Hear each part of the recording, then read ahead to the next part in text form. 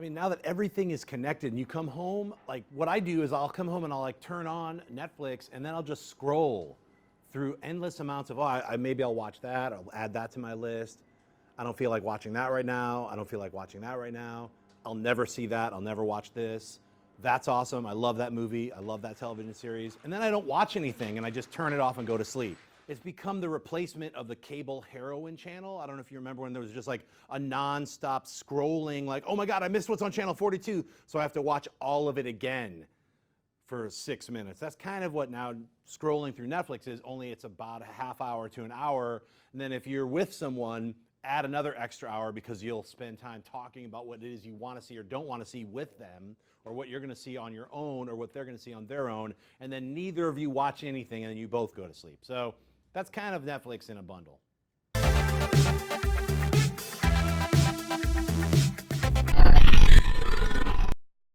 Welcome to another episode of Sweaty Nerds. This week we're going to talk about Videodrome, but we're going to talk about the movie, not the special effects. We're also going to cover King Kong. Well, which version of King Kong are we going to talk about? Watch the episode. We're also going to cover that game that made you really good at packing a suitcase, that increased your math skills, that makes you just simply smarter. It's a game about shapes. You know I love shapes. It's about Tetris, son. It's all about Tetris.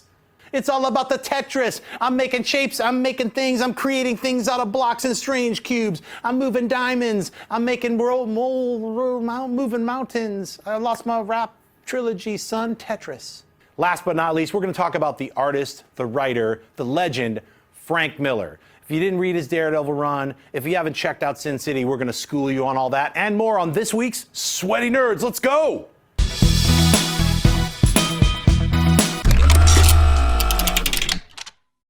Hey, welcome to another sweaty special effects nerd program. I'm Jon Schnepp. I'm sitting right across from Cig, prosthetic weirdo, supermaster face-off guy, Cig Neutron. What's going on, man?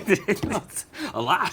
Hey, we're going to talk today about a real classic film. And when I say classic, I'm talking about not now, not 90s, 80s, 70s. I'm talking about 1933, King Kong, the big one, the monster, the giant ape. I know most of you probably have seen the remake. From I think it was like 76 with Jessica Lange. Just kidding. I'm sure you saw the remake with Peter Jackson's remake with Jack Black and Naomi Watts. But if you've never seen the original King Kong, it's really worth seeing because it's where most special effects started. And a lot of people say George Méliès, he's definitely a part of how special effects in cinema started. But this is one of the guys, Willis O'Brien, who did stop motion armatures. And Cig, let's talk about this. Yeah, well, Willis, he was doing actually some shorts for the Edison Company. And, you know, through that eventually hooked up with RKO. And he actually, some of the dinosaurs and stuff that used for King Kong, he actually made them for another project that never got made. Oh, so, okay. And that's how, like, he got bred in King Kong.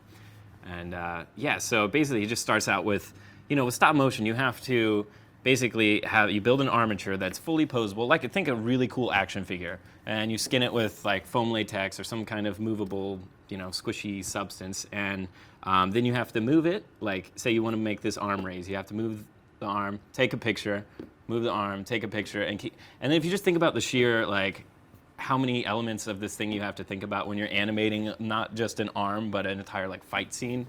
Like that boggles my mind. Stop motion is like so cool to me. I don't think I can ever do it. Well, if any of you guys have ever watched Robot Chicken, you have a small appreciation of what stop motion animation is because that's all done stop motion. Nowadays, a lot of films like the Lego Movie use artifice stop motion, being CG, and it looks like they're emulating the look of stop motion. Mm-hmm. But when it first started out, they really did just have these kind of giant models, you know, it was made out of some kind of rubber, is what, like you were saying, cast over an armature. Next to these rabbit pelts too for the really? Yeah. Wow. I mean, as a little kid, I used to like that you could see the fingerprints on the creature. Mm-hmm. Like it just added something. I didn't know what it was. It was like, I like the way the hair moves. I didn't realize it was people's fingers moving the creature over time.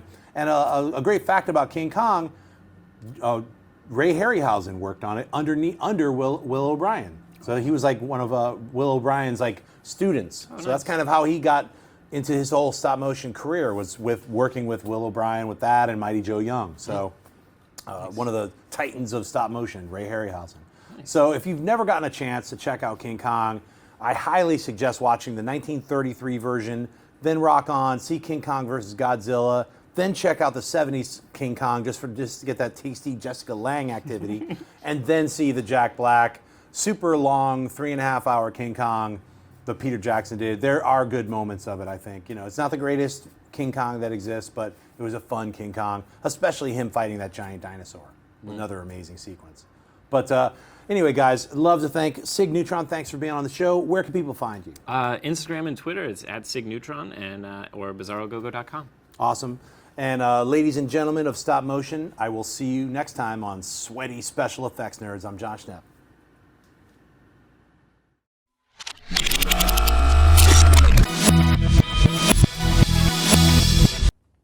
Hey, welcome to Sweaty Video Game Nerds. I'm Jon Schnepp, sitting here with Maude Garrett. We are talking about the game that single-handedly made every single person want to clean or pack a trunk of a car.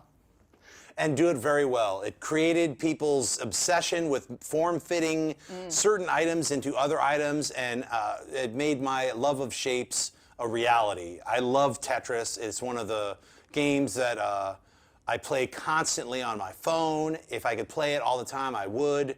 And it is really, for no other reason, rewarding that you just simply fitting shapes together faster and faster and faster. There is nothing more rewarding than collecting Tetris and getting it, you know, making sure that that sidebar is that. Yeah. That is what I love so much. But there's nothing more devastating than one tiny block not fitting in, and That's then right. climbing on more and more and more and trying to recover. It doesn't work. Yeah, sometimes I've gotten so bored I just randomly let everything collect and then undo it. Whoa, whoa, That's whoa. like- We've got a little bit of a genius expert here on our hands. You could maybe say I'm kind of like a master Tetris dude. I'm not in any kind of like weird league. Any Tetris masters want my ass. I'm just saying I can rock a good Tetris I've got game. 2 fun facts. One of them is when I bought a piano, the very first song I taught myself was the Tetris theme song. Nice. Dun, dun, dun, dun, dun, dun, dun, dun, dun, dun, dun, dun. I'll stop. Yeah. And the second one is that the person that I think could kick your ass in this game is Mark Ellis from the Schmoes. All right. I have seen him play, and I think something happened. It's on.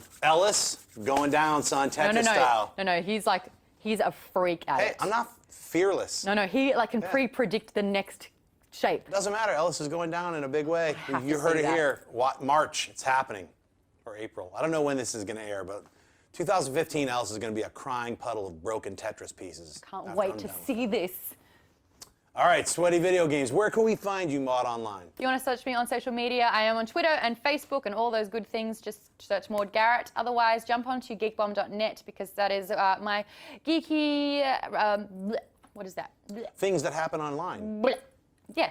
Hey, I can't wait for the Tetris movie where we see these little guys walking around with feet and hopping around as they invade our planet. What? Sweaty Video Game Nerds. What's happening? I don't even know anymore. Tetris the movie, stupid, I would be a long piece. Tetris the movie, And save floating everyone. in the space, floating in the sky, and I'm shaping, making shapes move.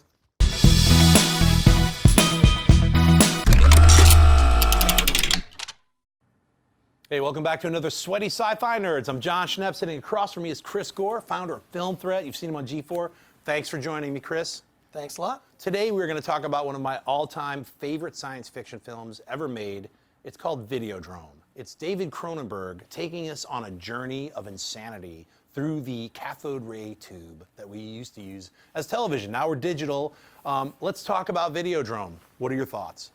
First of all, this movie freaked me out when I originally saw it when it first came out. I remember seeing it at the theater, and just first of all, and this is what I love about most Cronenberg movies are challenging to begin with, and this one is just it's creepy. It's weird. I think you could actually do a version of Videodrome today and just make it about the internet. Yes. And a lot of the special effects that are used, the whole thing with the gun in the stomach, is creepy. Like, I don't know, man. James Woods in it is also a freak. It's fantastic. James Woods' so performance. good. Debbie Harry from Blondie is like in it. I mean, it's such an amazing film, so far ahead of its time that only now are people like realizing what an incredible film it was back when it was released. It really was a box office bomb. Yeah, I mean, like the best science fiction also like will be a discussion of ideas, but also this one really predicted a lot of the future. Oh yeah, it had virtual reality headgear. It was all about like, oh, what's going to be in your mind and seeing things that aren't real. I mean, it's a fantastic head trip. If you've never seen Videodrome, do yourself a favor and check this out. Chris, where can we find you online? You can find me at chrisgore.com or follow me on Twitter at thatchrisgore. Thanks again for tuning in. I'll see you guys on the next cathode ray mission, broadcast of Sweaty Sci-Fi Nerds.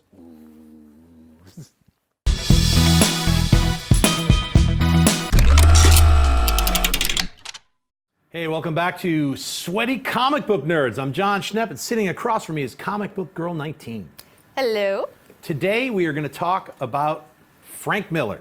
Yes, the Frank Miller, the guy who's brought you so many incredible, amazing comic books and interpretations. The one that we all love and know. Dark Knight Returns Yes. is another one of those comics where you have to read this, especially if you're at all interested in the Batman superhero mythos.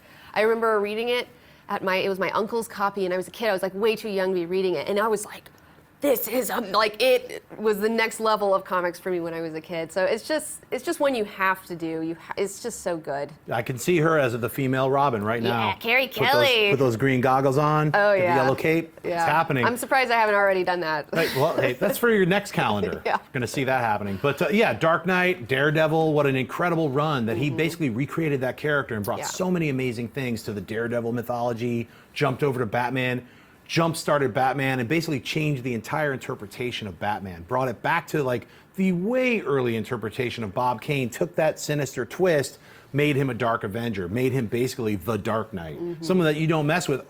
That's always been there with Batman, but all of us who've been reading Batman and we're like into Batman, I think we all secretly wanted that, and then he did it. And we're like, oh my God, this is exactly the Dark Knight. This is the Batman that we want. And we've been getting it ever since, I think it was like 1986 when that happened. So for me, Sin City is one of my favorite things that Frank Miller's given to us.